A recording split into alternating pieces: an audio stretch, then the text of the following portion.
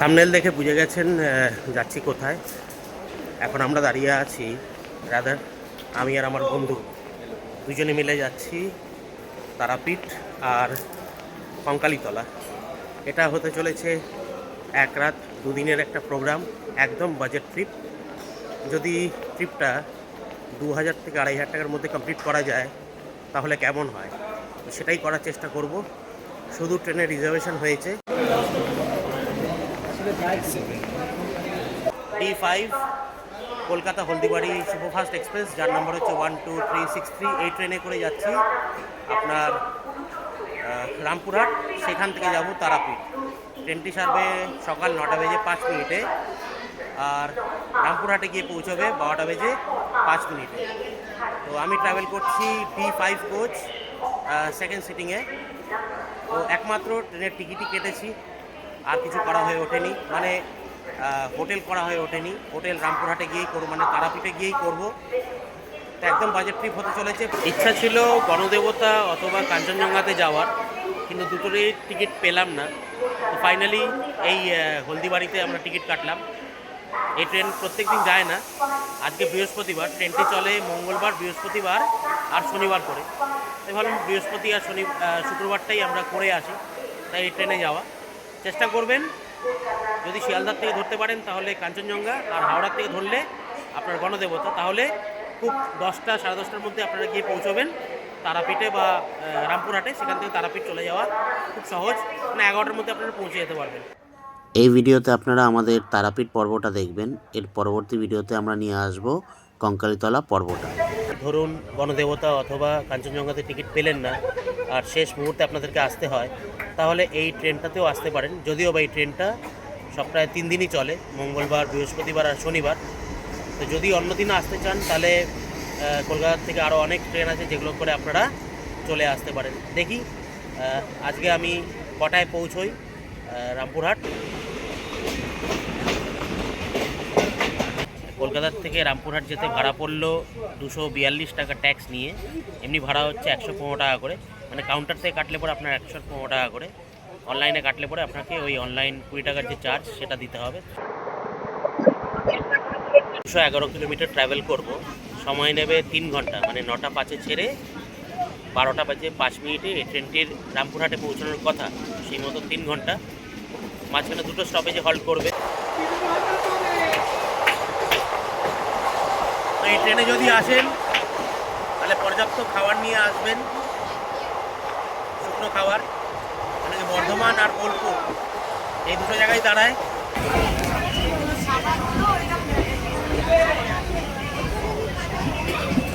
এখন বাজে 10টা 55, অনেকখানি ডিলেতে বর্ধমানে এলাম। দেখা যাক রামপুরহাটে আমরা কখন গিয়ে পৌঁছই, 12টা 5 না 12:30টার ওপরে।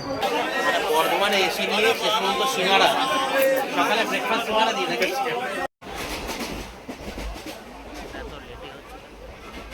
বর্ধমান ছাড়ার পরে দেখলাম আপনার ক্যাটারিংয়ের লোকেরাও উঠেছে, লাঞ্চের আর ডিনারের অর্ডারও নিচ্ছে। এছাড়াও ঝালমুড়ি, আপনার বাদাম চানাচুর, জল, স্ন্যাক্স, আপনার সিঙ্গাড়া, সবেরই হকাররা উঠেছে। তো বর্ধমানের পরে আর খাওয়ার কোনো প্রবলেম হবে না। বোলপুর থেকেও দেখলাম যে এখানে অনেক হকার উঠলেন।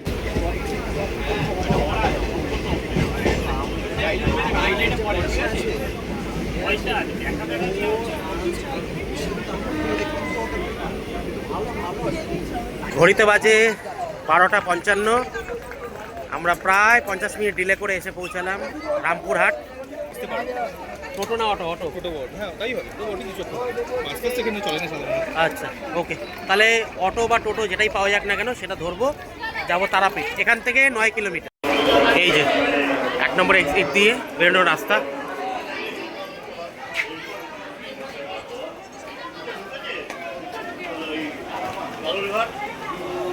এই তো অটো আছে, রাইট, হ্যাঁ সামনে তো অটো আছে। এই যে সো বন্ধুরা, এই দিকের অটোগুলো সব তারাপীঠের দিকে যাবে। একজন এখানে বললেন আমাদের।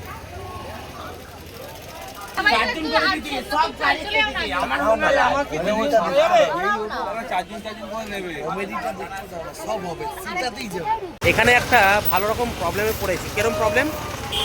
অটোতে যদি আপনি যান আর রিজার্ভ করেন তাহলে 600 টাকা পড়বে, মানে আমরা দুজন আছি, আমাদের 600 টাকা দিতে হবে, পার পার্সন গেলে পরে 50 টাকা। কিন্তু এখানে ক্যাচ হচ্ছে 12 জনকে না নিলে এরা ছাড়বে না। এখন আমরা যদি যাই 50 টাকা করে, দুজন 100 টাকা, তো আমাদের আরও 10 জনের সঙ্গে যেতে হবে। 10 জন কখন আসবে সেটা আমরা জানি না, তার জন্য আমরা এখানে ওয়েট করছি। ফাইনালি এই পিছনের অটোটাতে চেষ্টা করছি যাওয়া যায় কিনা, দেখা যাক। হেভি অবস্থা ফাইনালি না খুলে যায়।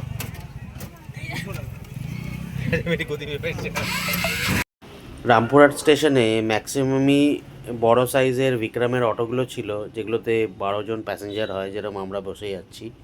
এছাড়াও ছোট অটোও আছে, যেগুলো নর্মাল 5 জন নিয়েও চলে। রামপুরহাট স্টেশন থেকে তারাপীঠের দূরত্ব হচ্ছে 9.5 কিলোমিটার। আপনারা যারা আমাদের মতন 1 জন বা 2 জন আসবেন, তারা রিজার্ভ করেও চলে যেতে পারেন। অনেক সময় রিজার্ভেরা 600 থেকে 700 টাকার মধ্যে চায়, আর শেয়ারে 50 টাকা। 1:35 আর আমরা এসে পৌঁছলাম তারাপীঠ মন্দিরের কাছাকাছি। তারামা সরণির ভিতরে ভাবছি কোনো হোটেল নেব। আমার একটা জানা হোটেল আছে, হোটেল হোয়াইট হাউস, তারামা সরণির সঙ্গে ভিতরেই, একদম মন্দিরের সঙ্গেই লাগোয়া। দেখি ওটা পাই না আর এর আগে কোনো একটা হোটেল পেয়ে যাই। আমরা এই মা তারা সরণিতে একজনকে পেলাম, যিনি আমাদেরকে বললেন যে রুম লাগবে কিনা। আমরা জিজ্ঞেস করলাম, তো রুম রেট বললেন 600 টাকা। তো এখন দেখতে যাচ্ছি আমরা রুমটাকে, যদি পছন্দ হয় তাহলে নেব। নর্মাল ক্যাটাগরি রুম আর কি। এই ভাই আমাদেরকে নিয়ে যাচ্ছেন হোটেলের দিকে। আমাকে মনে করলেন আমি সাংবাদিক, আমি এখানে করছি বলে, তাই বললাম না না, ইউটিউবে ভিডিও দেই। এটা হচ্ছে মা তারা সরণি, একদম সিধা রাস্তাটা মন্দিরে চলে যাচ্ছে। এই হচ্ছে হোটেল মায়ের দান যাত্রী নিবাস, ফার্স্ট ফ্লোরে। আমরা আছি এখন মায়ের দান হোটেলে, ফার্স্ট ফ্লোরে রুম নাম্বার 101, তাই তো? আচ্ছা দেখি।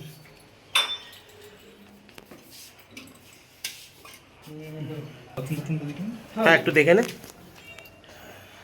সো বন্ধুরা, এই হচ্ছে আমাদের এই মায়ের দান হোটেলের রুম।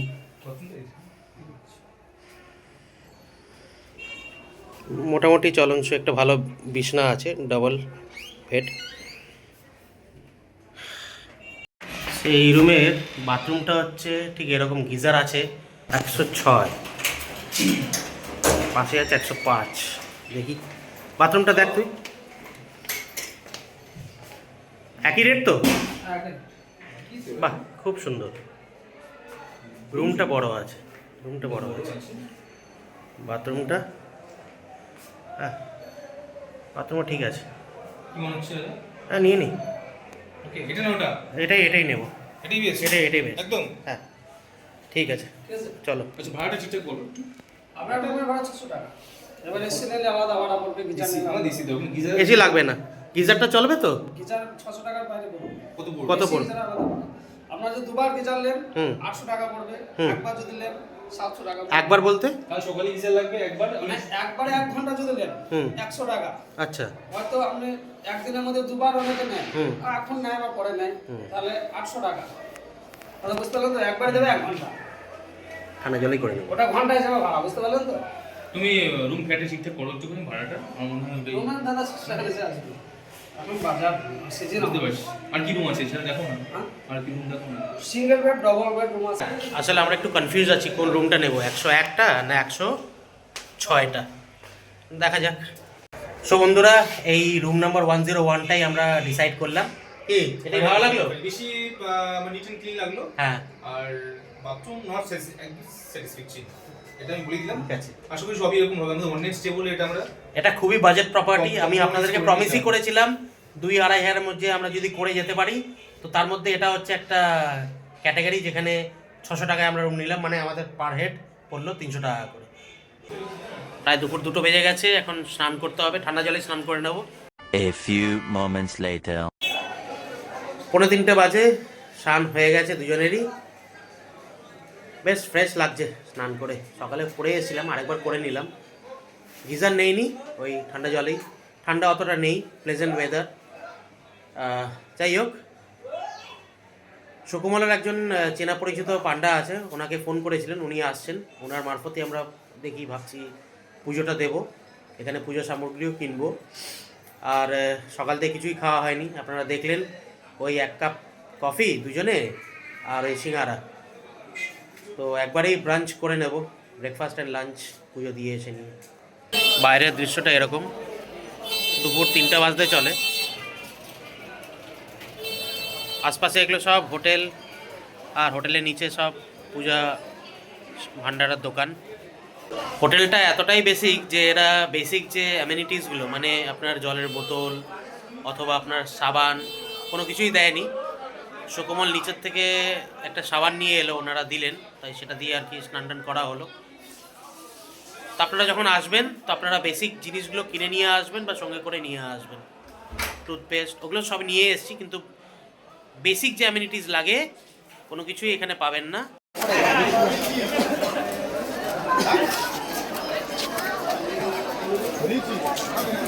কোথায় উনি? এটা হচ্ছে মায়ের মন্দির নাকি? এই দেখুন, এই হচ্ছে মায়ের মন্দির, আর আমরা আছি এইটা জাস্ট 2 কদম দূরে আমরা দাঁড়িয়ে আছি।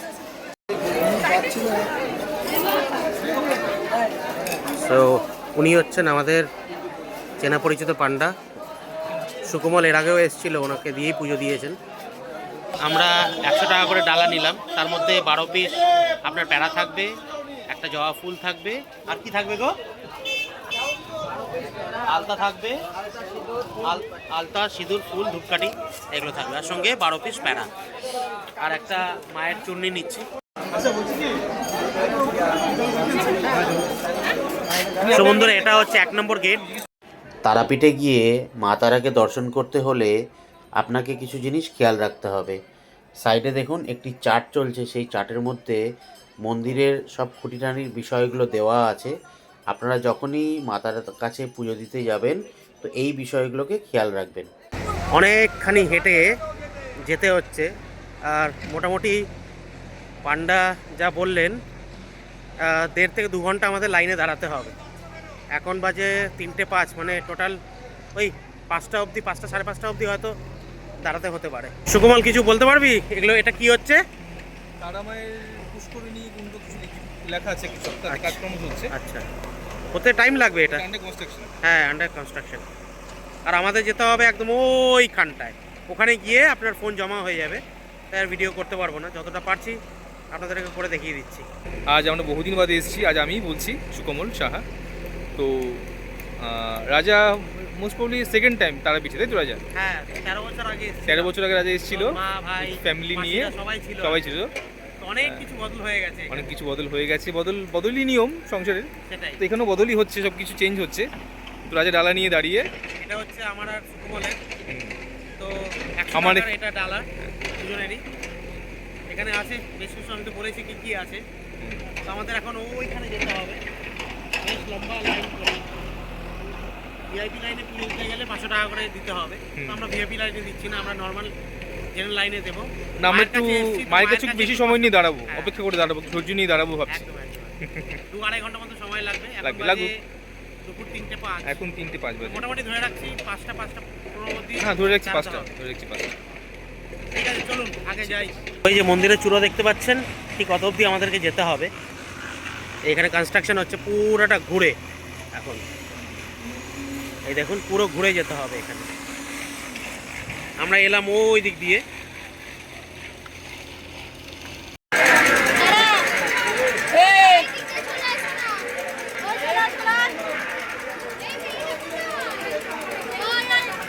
এখন বাজে বিকেল 4টে। আমরা যা এক্সপেক্ট করেছিলাম যে 2-2.5 ঘন্টা দাঁড়াতে হবে, দাঁড়াতে হয়নি। আধা ঘন্টার থেকে 40 মিনিটের মধ্যে আমাদের পুজো দেওয়া কমপ্লিট হয়ে গেছে। খুব সুন্দরভাবে পুজো দিলাম। আমি পান্ডার নাম্বারটা এখানে দিয়ে দেবো, সুকোমল থেকে নিয়ে। আপনারা চাইলে ওনার সঙ্গে কন্ট্যাক্ট করতে পারেন। খুবই সুন্দর পুজো করিয়েছেন, মন্ত্রোচ্চারণ ভালোভাবে করিয়েছেন। দক্ষিণাও মানে খুব যে হাই এমন নয়, আপনি যা মনে করবেন আপনি ওনাকে দেবেন, তাই উনি তাই দেবেন। এক্সট্রা উনি কিছু চান না, জোরও করেন না। তো খুব ভালোভাবে উনি পুজো করিয়েছেন। এটা হচ্ছে মা তারা লেন। চেষ্টা করবেন আসলে পরে এই মা তারা লেনের যে কোনো একটি হোটেলে উঠতে। তো বাজে এখন 4:15, যাচ্ছি লাঞ্চ করতে। লাঞ্চ, ব্রেকফাস্ট, ইভিনিংয়ের স্ন্যাক্স যাই বলুন না কেন সব কিছুই একবারে কমপ্লিট করে আসবো। ও বাবা,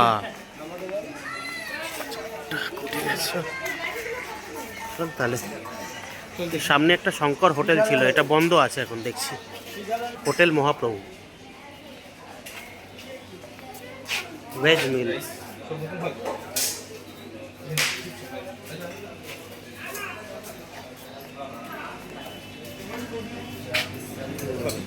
কি খাবি বল? সো বন্ধুরা, আমরা এসেছি হোটেল মহাপ্রভুতে।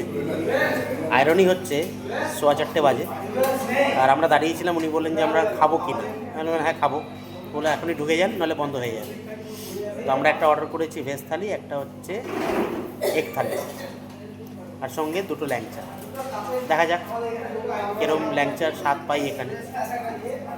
রেস্টুরেন্টটা দেখুন খুব পরিষ্কার পরিচ্ছন্ন, হাত ধোয়ার জায়গাটাও পরিষ্কার পরিচ্ছন্ন। বন্ধ হওয়ার পথে চলে এসছে আমাদের থালি। আমাদের এখানে আলু ফুলকপির তরকারি, ডাল, আলু পোস্ত, ভাজা, আর ইউজুয়াল ভাত। ওর ভেজ থালি। আমার আসবে ডিম, 2টো ডিম থাকবে। প্রাইস পড়েছে 130 টাকা, আর তোরটা পড়েছে 90 রুপিস। আর 2টো ল্যাংচা বলেছি 12 টাকা করে পিস। এখানে 7 টাকা আর 12 টাকার আছে, আমি 12 টাকারটা বলেছি। খেয়ে দেখি, তারপর আপনাকে জানাবো। চলে এসছে ডিম 2টো।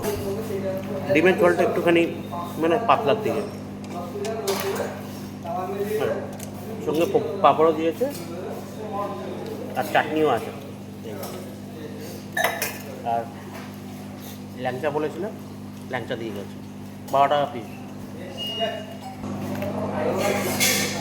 ল্যাংচা দেখি কেমন খেতে।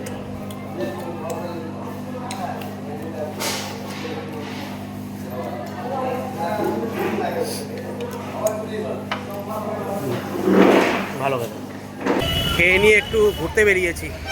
তো মেন রোডে এসেছি। মেন রোডে প্রচুর হোটেল, রেস্টুরেন্ট, মানে এখানে থাকার আর খাওয়ার কোনো সমস্যা হবে না। আমরা তো আপনার মা তারা সরণিতে ছিলাম। যারা ওইখানে থাকতে চান না, যারা একটু বেটার প্রপার্টিতে থাকতে চান, তারা এই যে মেন রোডের উপরে প্রচুর হোটেল আছে, আপনারা এখানে পেয়ে যাবেন। এই দেখুন, খাওয়ারের প্রচুর অপশান আশপাশে। আর এখান থেকে আপনারা বেড়াতে যাওয়ার জন্য গাড়িও পেয়ে যাবেন।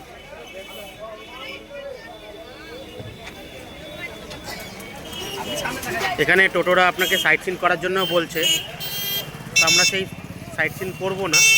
আপনারা পারলে করতে পারেন, একটু দরদাম করে নেবেন। এখানে আছে বিখ্যাত ভারত সেবা সংঘ, তো সেইটা এখন দেখতে যাচ্ছি আমরা। জাস্ট মা তারা সরণির অপোজিটের যে গলিটা, সেটা দিয়ে আপনারা চলে যেতে হবে ভারত সেবা সংঘের দিকে। এই লেনটাতেও আপনার প্রচুর হোটেল আছে। এটা হচ্ছে আপনার মুন্ডু Malini road, just opposite of মা তারা সরণি। দেখুন ডায় বায় প্রচুর হোটেল। এই হচ্ছে ভারত সেবা সংঘ। এটা হচ্ছে ভারত সেবা সংঘ মন্দির, দেখতেই পাচ্ছেন। বাইরে থেকে একটুখানি ইয়ে করে নিই, ভিতরে আবার না করতে দিলে সমস্যা হয়ে যাবে।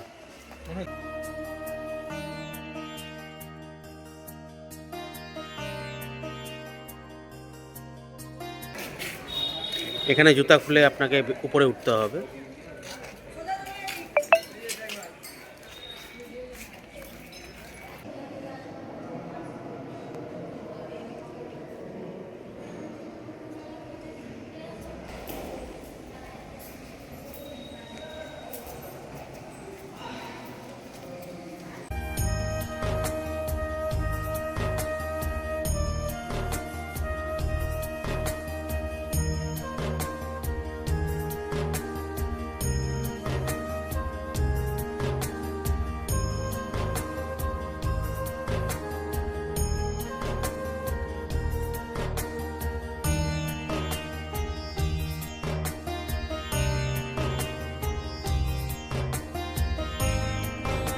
কেমন লাগলো মন্দিরের ভিতরে দেখে? সুন্দর, দারুণ না? দারুণ, অন্যরকম পরিবেশ, ডিভাইন একটা, একদম একদম। একদম ডিভাইন পরিবেশ।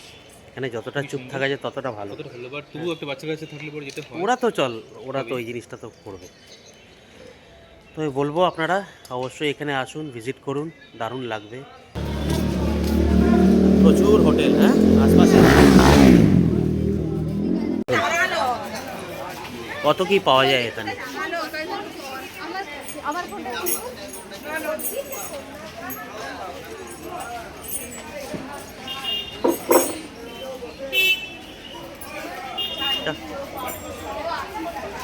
না, আজ তো প্যারার দোকান দেখ এখানে পুরো কাকাতুয়া। বাহ, পুরীর কি ব্রাঞ্চ হতে পারে? যেমন এখানে আচারের দোকান একটা, অনেক রকমের আচার পাওয়া যায়, বাম তারা আচার। এক পিস প্যারা নিলাম। এটা কত পড়লো? এটা কত পড়লো? 15 টাকা নাকি? 15 টাকা। আর কি কি সাইজের আছে? ঘুরে ঘুরে কৃতিকার জন্য একটু খেলনা দেখছিলাম, কিন্তু মনোপুত হলো না। বল, ঠিক লাগছে না। পুরী গেছিলাম, পুরী হ্যাঁ, কিন্তু ঠিক সেরকম নয় যে চোখে লেগে যাবে খেলনাটা। আর ম্যাক্সিমামগুলো ওর কাছে আছে, মানে নিউ কিছু, না নিউ কিছু নেই, সব পুরোনোগুলোই।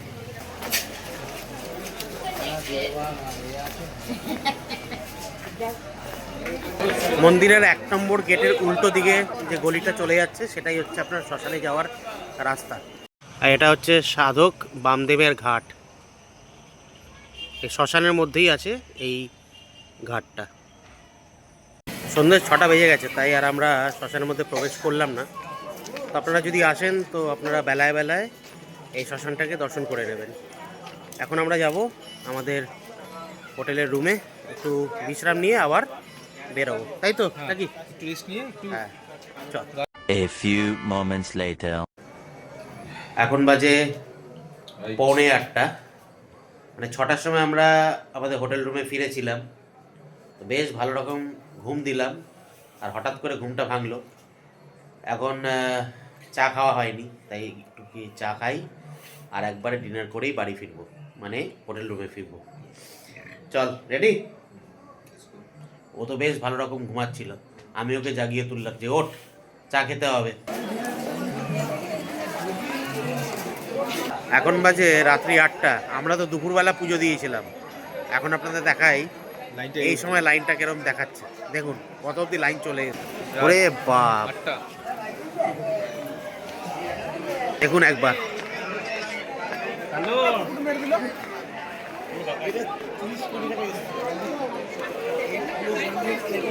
ওই দিক থেকে লাইন শুরু হয়েছে, আর দেখুন কত লম্বা লাইন এখন। বাপ রে বাপ, বেশ লম্বা লাইন। এই মাছের দোকান থেকে আমরা খাচ্ছি চা, 10 টাকা করে পড়লো ভাড়ে।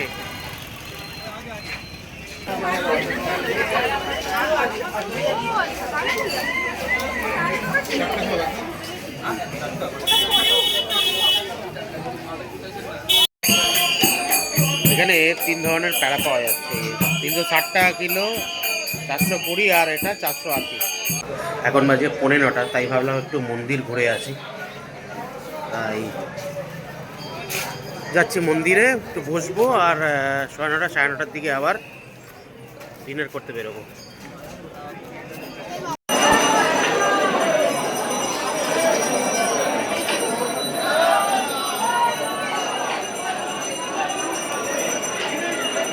সোয়া 9টা হয়ে গেছিলো বলে মন্দিরের গেট বন্ধ হয়ে যাবে, তাই আমরা বেরিয়ে এলাম 2 নম্বর গেট দিয়ে। 1 নম্বর গেটটা বন্ধ করে দিয়েছে, তাই 2 নম্বর গেট দিয়ে আমরা বেরিয়ে এলাম। সন্ধে 8টার সময় বেশ ভিড় ছিল না? এখন সোয়া 9টা, 9:20 বাজে, প্রায় ফাঁকা হতে চলেছে। আমরা বিকেলে যেখানে লাঞ্চ করলাম সেখানেই, মানে হোটেল মহাপ্রভুর সামনেই চলে এসেছি। হোটেল মহাপ্রভুতে আর খেলাম না, দামটা একটু বেশি এক্সপেন্সিভ লাগলো। থালিটা মোটামুটি রিজনেবল ছিল।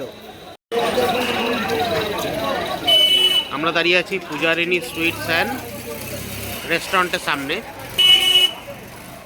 কি অর্ডার করলি? আমি তো নিয়েছি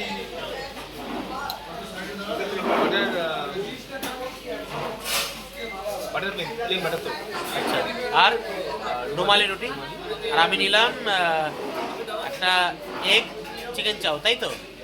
ডাবল ডিম হাক্কা।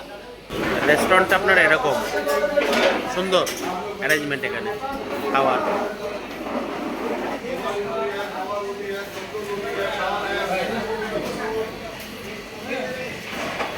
আর রুমালি রুটি প্লেন তরকা। আচ্ছা, সঙ্গে স্যালাড চেয়েছিল, স্যালাডে দিয়েছে পেঁয়াজ আর লঙ্কা। ও চেয়েছিল শশা। কেমন বানিয়েছে? ভালো না? এবার আমারটা আসুক, দেখি আমারটা কেমন বানিয়েছে। বলতে বলতে আমার চাউমিন হাজির।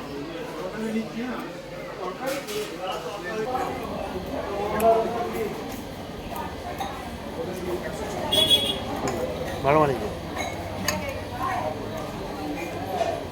ফ্রি নাকি?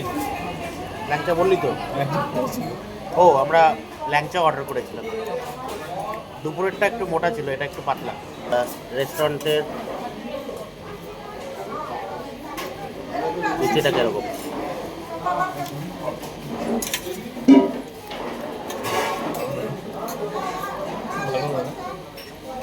দুপুরের মহাপ্রভুর বেটার এটার থেকে। এটা শুকনার দিকে।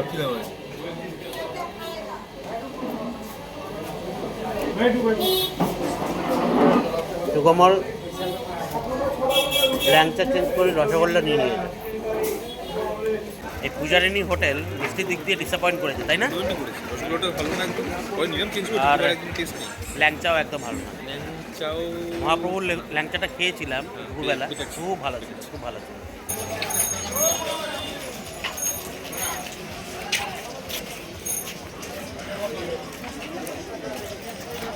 রাত্রি 10টা বাজে আর সুকমল খাচ্ছে শশা।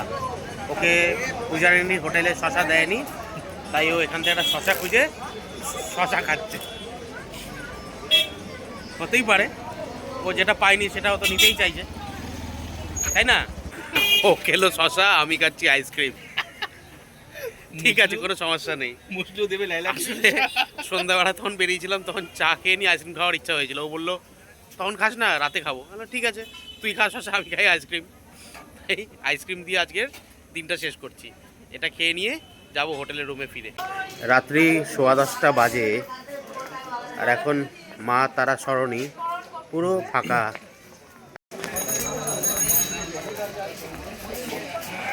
অনেক দোকান এখন বন্ধ হয়ে গেছে।